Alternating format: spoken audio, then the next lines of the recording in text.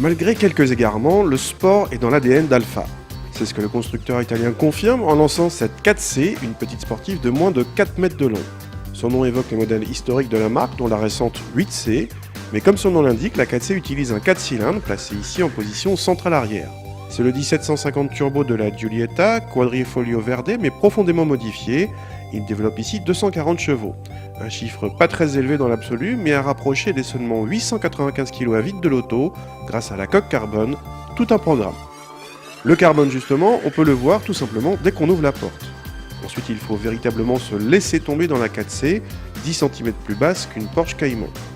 Passons sur les plastiques quelconques. Le DNA situé sur la console centrale offre un mode supplémentaire appelé Race qui désactive l'ESP. À chaque mode du DNA correspond un affichage au tableau de bord. Les commandes de la boîte double embrayage se font par touche, comme dans une Ferrari. A noter que le capot avant reste fixe, et donc le coffre situé à l'arrière ne dépasse pas les 110 décimètres cubes.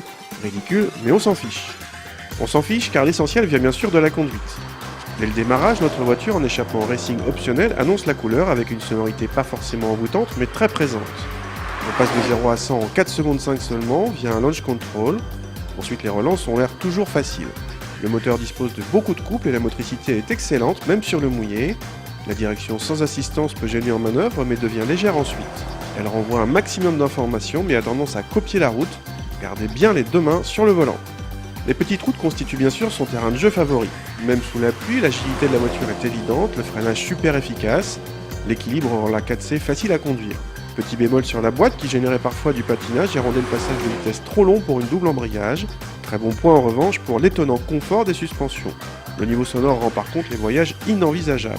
De même, la visibilité arrière frise le zéro, mais on s'en fiche encore.